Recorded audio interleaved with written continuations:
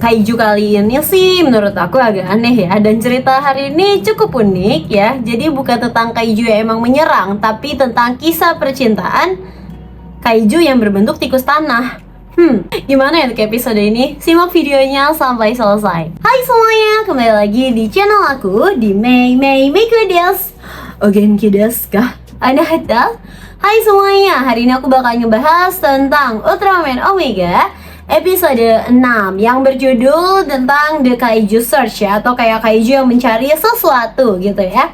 Nah, dimana aku awal-awal tuh ini sempet bingung banget ya sebenarnya sama episode ini. Itu maksudnya kenapa gitu, kok tiba-tiba ada kaiju sendiri abis itu dia mati sendiri gitu. Kayak ini belum dilawan Ultraman kok dia udah mati duluan gitu kan ya. Sampai akhirnya diambil lah tuh untuk air liur ya, untuk dijadiin sampel sama si Mbak Ayu gitu kan.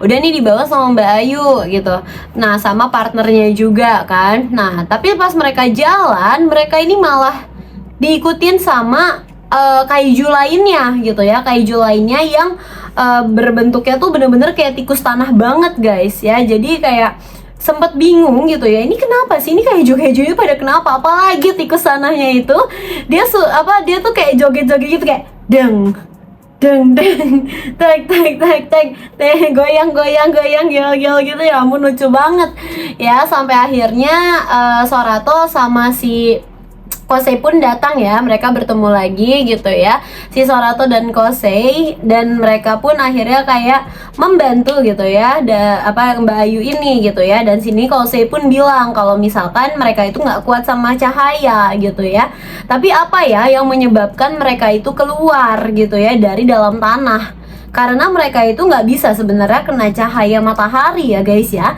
Para kaiju ini dia tuh nggak bisa kena matahari, dan makanya pas mereka kena matahari itu tuh bisa langsung mati kayak gitu ya. Nah kemudian ya di sini ada kaiju baru lagi yang datang, dan di situ si Sorato dan di situ si Sorato baru menyadari bahwa ini tuh jantan. Kenapa? Dilihat dari apa? Karena dia ada pelindung matanya gitu loh. Jadi kalau jantan itu dia tuh punya pelindung mata, tapi kalau yang betina dia tuh nggak ada. Nah kemungkinan besar pelindung matanya inilah yang menolong si kaiju tersebut supaya dia tuh nggak gampang mati pas kena cahaya matahari. Nah, terus juga akhirnya di sini si Sorato pun sadar juga kalau misalkan ya Mbak Ayu sama partnernya ini ngebawa sampel dari air liur kaiju yang pertama ya, yang pertama mati itu. Nah, akhirnya dibuanglah sampel itu sama si Sorato, karena menurut Sorato bisa jadi karena air liur ini, karena sampel ini mereka bawa-bawa, jadinya mereka dikejar gitu. Jadi mungkin aja si tikus tanah ini mencium aroma si betina yang dibawa sama mereka gitu kan, dikiranya mereka mungkin betina kayak gitu. Terus juga di sini kita mengetahui nih alasan kenapa Mbak Ayu ini tertarik dengan hal-hal biologi gitu ya. Bahkan bisa dibilang saat ini Mbak Ayu itu menjadi peneliti dari kaiju. Nah, terus di sini akhirnya Mbak Ayu tuh cerita lah gitu ya. Jadi pas dia kecil dia tuh kayak nemuin kura-kura ya di pinggir jalan.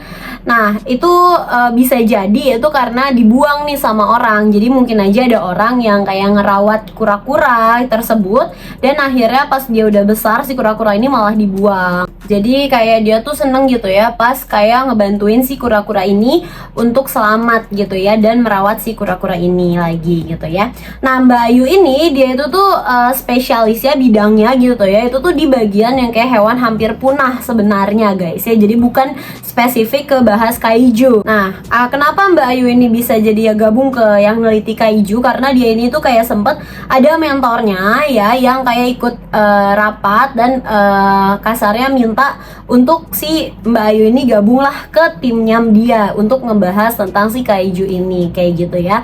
Dan sempat di sini Sorato bilang kayak, oh jadi kamu tuh terpaksa gitu kan, tapi kata Mbak Ayu enggak terpaksa. Mbak Ayu bilang kayak ya karena emang situasinya ini gawat gitu ya, makanya dia ini maulah menjalankan tugasnya dia seperti itu. Mulia sekali ya Mbak Ayu ya, keren banget sih. Terus juga di sini Sorato tuh bilang, wah kau keren sekali, itu artinya kau tertantang, yang kayak gitu-gitu deh. Pokoknya itu kayak scene yang kayak kita mengetahui akhirnya background dari Mbak Ayu, kenapa dia malah jadi peneliti kaiju kayak gitu ya.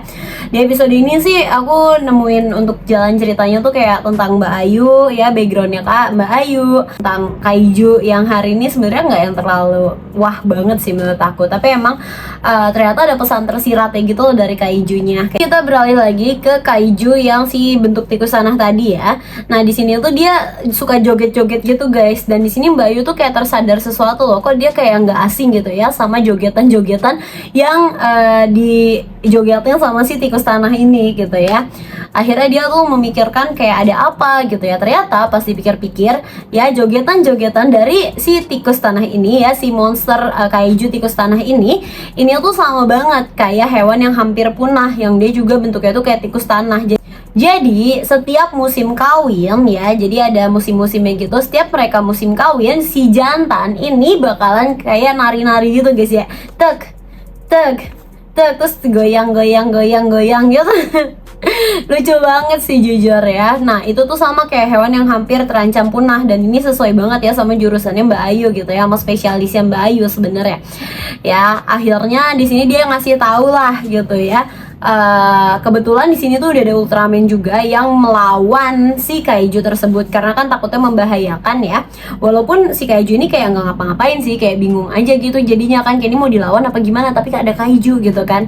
Nah akhirnya pas udah tahu ya ada si dikasih tau sama Bayu kalau misalkan itu tuh kayak pertanda musim kawin, dan itu bisa jadi yang pertama mati tadi ya, yang pingsan mati yang diambil sampel air liurnya itu adalah si betina gitu kan. Akhirnya di sini si Sorato, si Omega sama si Rekines itu kayak ngetelekinesis ya, dua kaiju ini itu dimasukin ke dalam goa gitu, ke dalam tanah lagi, balik abis itu ditutup tanahnya kayak gitu. Ini aku agak bingung sih sebenarnya, itu yang pertama tuh kaijunya dia mati apa cuma pingsan atau gimana guys, apa dia tertidur gitu ya. Karena kalau mati jadinya sebenarnya kan agak sedih ya sebenarnya untuk si yang jantan mau mencari yang betina gitu kan. Dan bisa jadi juga yang betina ini tuh keluar dari permukaannya dia, dari dalam tanah, mungkin aja karena ada kayak bangunan yang lagi konstruksi, lagi pembetulan gitu ya, kan ada bunyi-bunyinya juga kan. Itu sama banget nih sama jantan yang kayak joget-joget itu tuh ada bunyi-bunyinya juga gitu. Jadi mungkin aja dikiranya untuk pembangunan tersebut itu adalah si jantan. Dan di sini sih menurut aku ya, untuk episode ini tuh terlalu santai gitu ya. Mungkin karena emang episode 5 sebelumnya tuh emang bagus banget ya.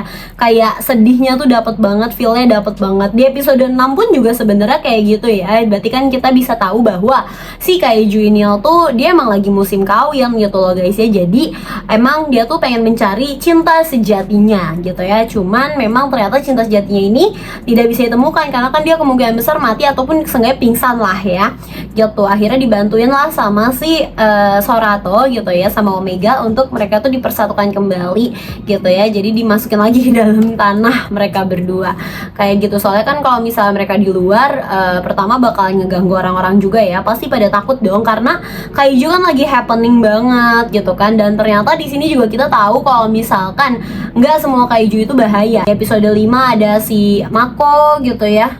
Terus habis itu di episode bener kan ya Mako? Di episode 6 ada si kaiju yang bentuk tikus tanah ini juga kayak gitu. Kalau untuk pertarungan sih jujur aku ngeliatnya konyol ya. Untuk yang episode 6 ini pertarungannya tuh nggak keren sama sekali sumpah. Tapi ya udah, emang maksud dari ceritanya ya itu bukan tertuju ke mereka berantemnya emang gitu ya, tapi tentang si kaiju tersebut yang dia tuh bukan mau ngancurin kota gitu ya, tapi dia tuh mau mencari pasangan hidupnya kayak gitu. Makanya dia keluarlah ke permukaan tanah seperti itu. Ditambah juga kenapa si Omega ini nggak langsung kelarin mereka gitu ya, karena kan emang memikirkan kayak mereka ini juga nantinya musim kawin berikutnya juga kan bakalan masih lama banget gitu ya. Jadi ya udah mereka nggak dimusnahkan lah gitu ya, apalagi dia juga tidak membuat onar. Lalu karena hal ini juga Mbak Ayu akhirnya kayak lebih tertarik nih guys ya sama Kaiju. Akhirnya Mbak Ayu bilang dia bakalan tetap ada di tim tersebut. Ya, dia mau mengetahui Kaiju lebih dalam, mau mengetahui Kaiju lebih banyak lagi juga, seperti itu ya. Jujur untuk episode ini tuh benar-benar santai banget untuk episode 6, tapi masih bisa dinikmatin gitu ya. Dan untuk pertarungan juga jujur menurut aku kayak konyol gitu. Lucu aja gitu loh, kayak pertarungannya tuh nggak yang kayak sebelum-sebelumnya gitu ya, karena emang si Kaijunya pun bukan mau nyerang gitu kan, dia mau nyari pasangannya doang gitu. Kalau menurut kalian episode Ultraman episode 6 hari ini gimana guys? Boleh banget coba tulis di kolom komentar ya. Terima kasih banyak untuk kalian yang sudah tonton video ini sampai habis ya, dan yang sudah tonton tidak di skip-skip juga. Untuk kalian yang baru ketemu sama channel ini, hai, salam kenal ya. Kenalin, nama aku Miko, semoga kamu betah di channel ini. Jangan lupa untuk subscribe, like, dan komen juga. Aku Miko Mama Real, see you in the next video, bye bye.